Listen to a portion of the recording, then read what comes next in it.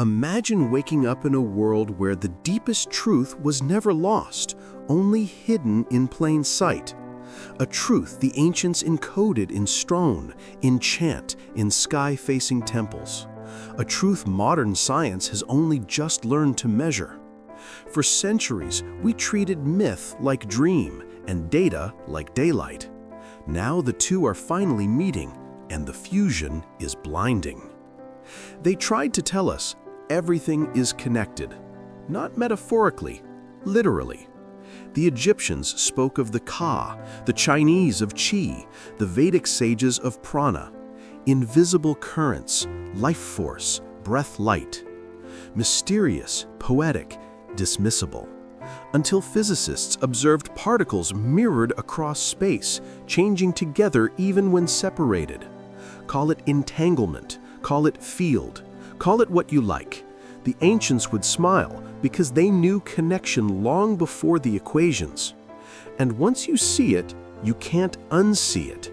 Your thoughts do not end at your skull. Your emotions do not stop at your skin. You're radiating, always, whether you intend to or not. They also told us the mind shapes the body. Skeptics scoffed, but monks rewired their brains with breath and silence. Healers used intention like a scalpel. The phrase was, as within, so without. Today, scanners show meditation thickening gray matter. Placebo responses trigger measurable changes. Stress collapses immunity. Compassion stabilizes it. The body is listening to the story you tell it, constantly. And the question becomes, what story have you been feeding yourselves? They revered the heart as an instrument of knowing, not just a pump. They weighed the heart against a feather, trusted it as a compass, honored its rhythm like a sacred drum. We reduced it to valves and chambers. Then we learned it has its own neural network, its own conversation with the brain, its own electromagnetic field touching the space around you. You speak heart language all the time without noticing. I feel heavy. I feel open. I feel pulled. Those aren't just metaphors, they're diagnostics. Your heart is a transmitter. The ancients tuned it carefully. We are relearning how. But the deepest secret? Consciousness is not an afterthought. It's not a flicker in a meaningless machine. The old stories said the universe listens, responds, co-creates. We rolled our eyes until experiments showed the act of observation alters outcomes at the smallest scales. The observer matters. Attention is not passive, it's participatory. You are not watching reality from the outside, you are touching it with every choice. Ritual wasn't superstition, it was interface. Prayer wasn't wishful thinking, it was calibration. And intention was engineering. Across oceans, across centuries, cultures that never met agreed on the bones of this truth. They mapped energy centers that line up with nerve plexuses and endocrine hubs. They aligned temples with star paths we can now chart. They taught that living in rhythm with nature is medicine. And psychologists find that a forest can reset your nervous system like a symphony resets the soul. We kept asking, how did they know? Maybe because they measured with instruments we forgot. Stillness, attention, awe. So if you're watching this and feeling the tremor, good. Let it shake your assumptions. Because once you accept that you are embedded in a living field, mind, heart, body, world, everything changes. Your anger is not private. Your kindness is not small. Your focus is not neutral. You are broadcasting. You always were. And the broadcast shapes the room, the relationship, the decision, the trajectory. Imagine treating every thought as architecture, every breath as design, every feeling as signal. Would you build differently? Would you breathe differently?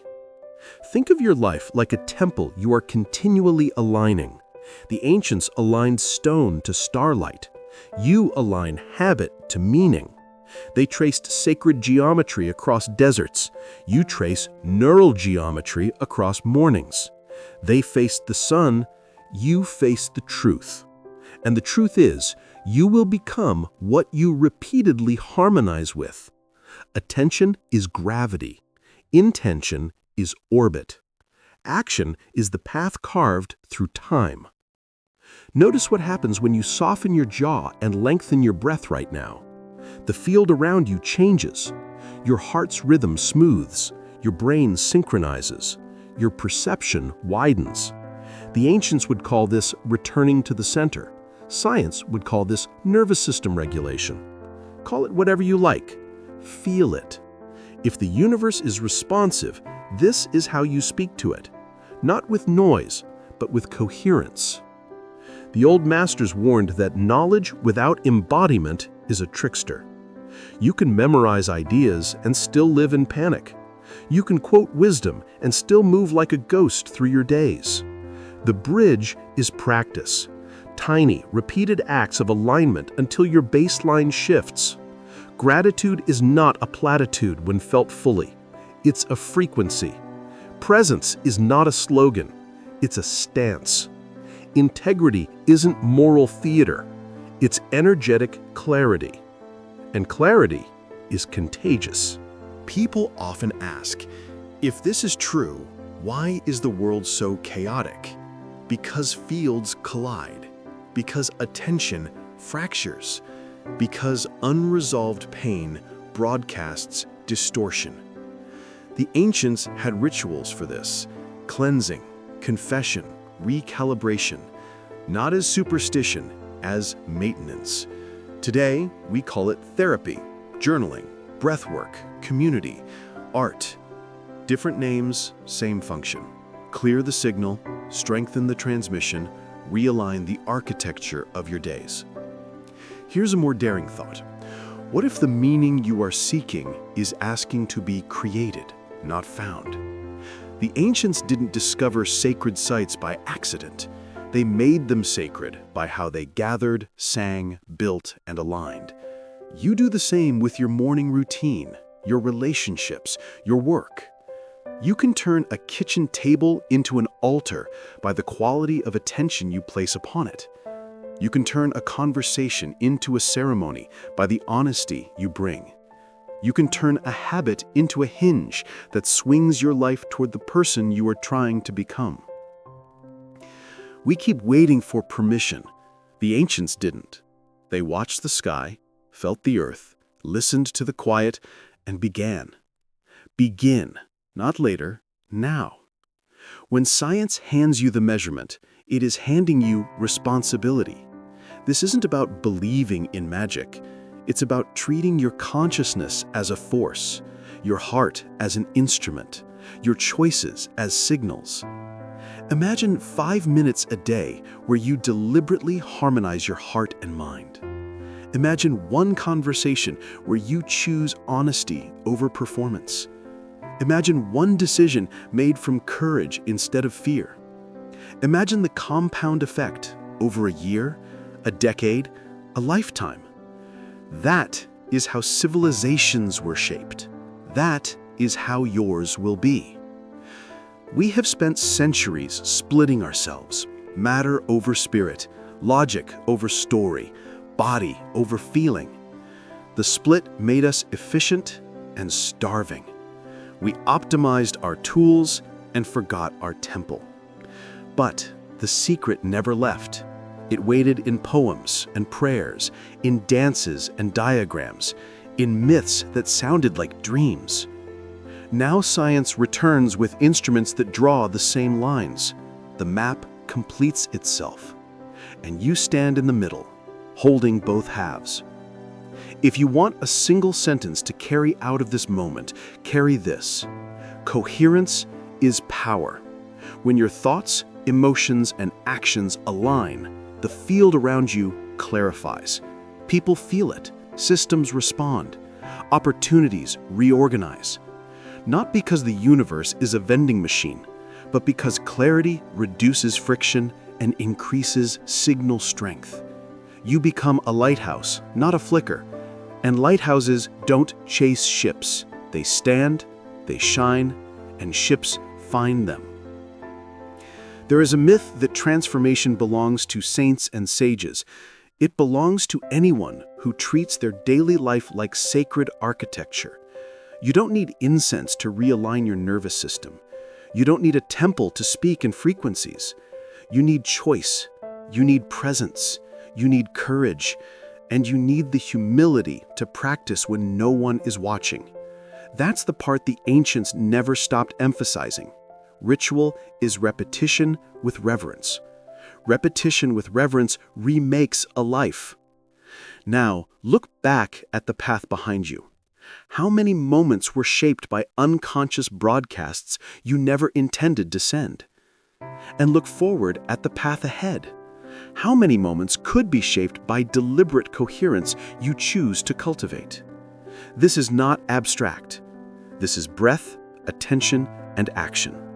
This is the kind of simple that becomes difficult and then becomes effortless. This is the kind of quiet that grows louder than noise. You don't have to prove this to anyone. You only have to live it. If the ancients encoded maps and modern science decoded measurements, you are the bridge. Make your life the experiment. Calibrate each morning. Align your decisions with the signal you want to send. Treat your relationships like a field you are tending. Build the temple from the inside out, brick by brick, breath by breath. And when doubt arrives, as it will, let it be a visitor, not an architect. There will be days when the field feels stormy. Good. Storms test structure. They reveal weak points. They invite reinforcement. On those days, return to the heart. Return to breath. Return to coherence. The ancients faced droughts and wars and exile, and still they built with alignment. Your life will ask for the same resilience. Give it willingly. It will remake you. In the end, the secret is not mysterious. It is simply inconvenient to a culture that worships distraction. Attention is the rarest currency. Intention is the most undervalued technology. Coherence is the most ignored power. You have all three in every moment. Spend them like a master. Invest them like a builder. Wield them like a guardian of your own life. And when you walk out of this moment, into the next conversation, the next choice, the next ordinary task, remember, the field is listening, the heart is broadcasting, the body is obeying, the mind is steering, the story is unfolding, the ancient map is in your hands, the modern instruments are in your pocket, the temple is in your chest, the proof is everywhere. The invitation is now. Live as if it's true, because it is, and watch the world reorganize around the signal you become.